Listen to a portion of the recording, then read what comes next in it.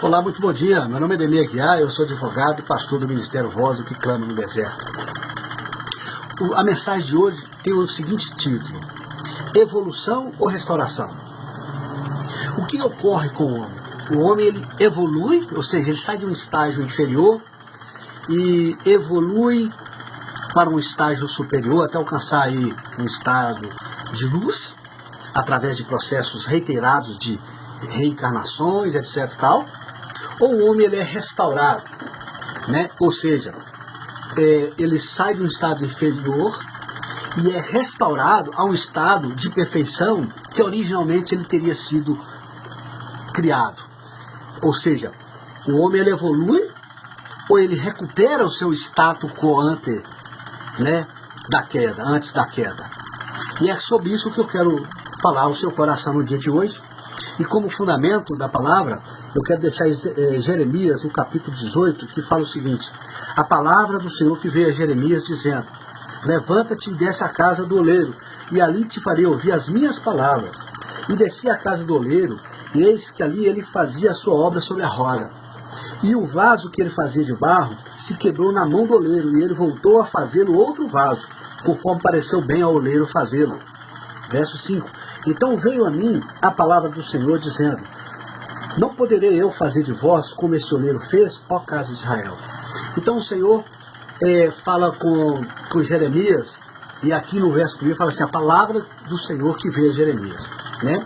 Evidentemente, querido, se não for a palavra, se ela não tiver fonte no Espírito Santo, se ela não tiver origem em Deus, no Senhor, né, é claro que as conclusões que nós vamos chegar, elas vão ser necessariamente equivocadas, porque vão estar fundamentadas em premissas falsas. Então, exigência do próprio silogismo, basta uma premissa ser falsa para que a conclusão também seja falsa. Então, como aqui a palavra que veio é a palavra do Senhor, a inspiração do Espírito Santo, né, evidentemente que a conclusão que Jeremias chega, né, e que a gente chega também, é que há um processo de restauração e jamais de evolução. E por que eu declino esse entendimento para vocês?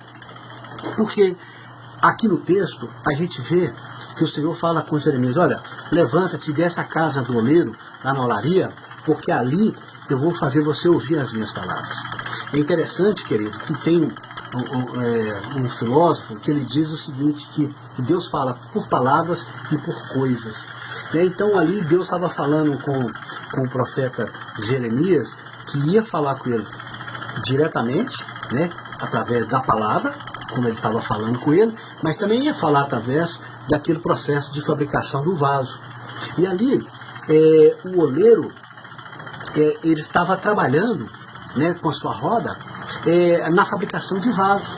Ele botava ali argila com suas mãos, a roda enquanto girava, as suas mãos iam dando forma ao vaso. E de vez em quando aquele vaso quebrava nas suas mãos e ele recomeçava esse processo de novo para fazer um vaso novo novamente. E Deus fala assim: eu não posso fazer isso também com vocês? Né? E por que Deus então leva Jeremias à casa do oleiro? Porque, como o Senhor falou com Jeremias, é nesse contexto, Jeremias, que você vai ouvir sobre a revelação que eu tenho para você. É quando eu falar e ao mesmo tempo você vislumbrar o processo de criação que eu lancei mão quando eu fiz o homem. Né? Eu estou te levando e te revelando, vislumbrando, expondo diante de você o meu processo de fabricação, o meu processo de criação do homem. Assim como eu sou oleiro, você pode, por analogia, ter uma ideia do que aconteceu comigo. Quando eu pego a argila e imprimo nela a forma do homem, segundo a minha conveniência, segundo a minha vontade. Né? Então, se o homem quebrou com a queda, se o homem perdeu a sua imagem e semelhança comigo, se o homem ficou desfigurado em razão do pecado, eu posso restaurar o estado do homem. Né? E é interessante, querido, que quando fala de obra, fala de algo acabado. Né? Uma obra de arte é uma obra que foi acabada, ela não tem mais nada para ser feita. A obra pressupõe a ideia de perfeição, no sentido de acabamento. Não há uma obra de arte que possa ser desenvolvida de contínuo. Não. Se é obra, é porque ela já foi acabada. Né? E aqui está falando, no verso 3, que ali o oleiro fazia a sua obra. O vaso, depois de pronto, já estava pronto. Ele não evoluiria para um outro estágio. Ele não adquiria um outro estágio além do vaso, porque fala de obra. Então, nós somos a obra da mão de Deus. Né? E quando fala também de barro, de argila, por isso que Deus levou Jeremias à casa do oleiro, porque a diferença de reforma para restauração é que na restauração lança-se mão da matéria-prima original. Então o restauro tem essa característica de lançar mão da matéria-prima original. E o que Deus estava levando o Jeremias aqui a experimentar e vislumbrar olha, assim como o oleiro trabalha com barro, essa é a matéria-prima minha, né, para fazer o homem. Então eu também posso, né, restaurar o homem ao seu status quo antes do pecado, antes da queda, né, antes dele perder as suas características, sua semelhança comigo. Né?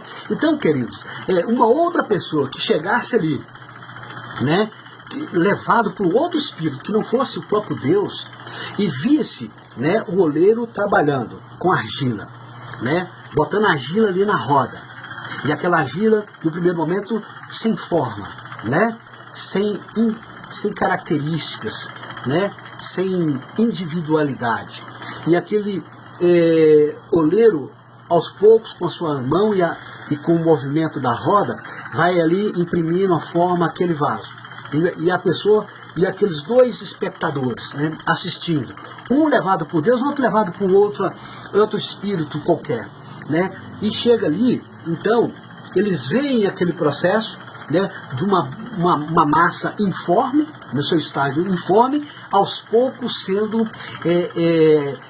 elevado, assumindo uma forma definida, uma individualidade, né, característica de cada vaso. Né? Então aquelas pessoas, um poderia falar assim, olha, interessante, esse vaso estava no estágio inferior e sem forma, sem individualidade, sem personalidade, né? E ele foi aos poucos evoluindo para uma forma acabada, uma forma perfeita. Né? Esse aí poderia ser, por exemplo, os espíritas que alegam que o homem ele evolui, ele sai de um estágio inferior, né, e galga, né, estágios rumo à perfeição até alcançar o estado de luz. Né? Teria um problema aqui, que é o fato de ser uma obra, que uma obra ela é acabada, ela não evolui ad eternamente. Né? Então já esbarraríamos aqui num problema. Mas aquele que foi levado por Deus a ter esse entendimento e é confrontado, levado, exposto às revelações de Deus, né, pelo Espírito Santo, ele vai falar, não é isso que está acontecendo. Não é o homem que está saindo aqui de um estágio inferior e aos poucos conduzido a uma evolução até alcançar a forma atual. Antes, ao contrário, é o homem que estava assim caído por conta do pecado, reduzido a uma forma inferior no sentido da queda, de uma perda de qualidade de vida, de capacidades, de inteligências, de dons, etc. Né? Mas ele sai desse estágio e o oleiro, então, o conduz a um processo de restauração. Porque o homem, né, ele já foi criado adulto, o homem foi criado adulto e Deus sopra o espírito nas narinas dele, ele se torna ser vivente. Então, na verdade, quando Deus fez o homem fez um homem perfeito. Né? Há uns estudos de Adão que são as coisas assim maravilhosas, sobrenaturais demais para nossos dias atuais. Né? Que ele chegava até a flutuar de tanta perfeição. Mas, afora esses entendimentos que são muito profundos para a gente, o fato é que Deus está dizendo, olha, não posso eu restaurar o status quo do homem, ou seja, restaurar o homem ao seu estado de antes, assim como o obreiro, o vaso quebrou na mão dele. Ele restaurou, né, fez um vaso novo. Na verdade, queridos, não existe evolução. O que o Espírito Santo de Deus trabalha na nossa vida é no sentido de restaurar o nosso estado, o nosso status quo antes do pecado. Né? Então, na verdade, é como se fosse uma filmadora que você filmasse um edifício em construção e depois voltasse a câmera de trás para frente. O que acontece não é uma evolução, é uma restauração. E foi essa obra que Jesus fez por nós na cruz do Calvário. Uma restauração. Quando nós aceitamos Jesus como Senhor e Salvador da nossa vida, nós somos conduzidos então a um processo de restauração ao status quo ante, lá da época da dispensação, da inocência, antes do pecado, antes da queda. Amém? Eu quero deixar essa palavra para você. Restauração implica matéria-prima original. Por isso que Deus levou o profeta na casa do oleiro. Falar de argila. O expôs aqui a matéria-prima com a qual ele trabalhou. Restauração também fala de obra acabada. Ela é conduzida a uma obra acabada. Chega um momento que ela encerra. Chega um momento que ela atinge a sua finalidade. Ela não evolui para o resto da vida, eternamente, não é? Então não tem base bíblica para a evolução. O que ocorre é uma restauração do estado do homem, caído ao que ele era antes da queda. Amém? Eu deixo essa palavra para você. Inclusive, quando o homem foi feito, ele nomeou todas as coisas. Deus deu uma inteligência para Adão, algo assim extraordinário, né? Ele nomeou todas as coisas.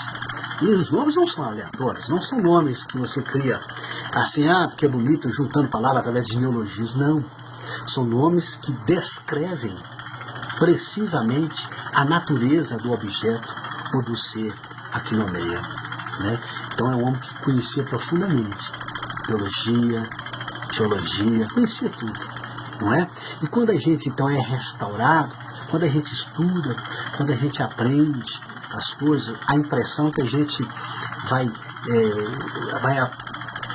aprendendo coisas novas, etc. Então, eu, no meu sentir, uma teoria do conhecimento que eu defendo, é que, na verdade, a memória do homem é que vai sendo restaurada com o estudo, com a pesquisa, com a investigação. Na verdade, é a memória do homem também que vai sendo restaurada. Então, na verdade, não é que você está aprendendo, você está recortando aquilo que Deus já tinha colocado na mente, na inteligência, no cérebro do homem. Tá bom? Deixa essa palavra para você. Não se deixe enganar. Só o Espírito Santo pode conduzir o homem no caminho de toda a verdade. E é Ele, e o sacrifício de Jesus, e o Espírito Santo nos convencendo disso tudo, é que são responsáveis para restaurar o homem ao seu status quo ante. Tirar o homem, sim, numa posição caída, inferior, por conta do pecado. Não fazê-lo evoluir, mas fazê-lo recuperar o seu estado de antes do pecado, na dispensação da inocência. Eu te abençoo em nome de Jesus. Fique com Deus e até a próxima oportunidade.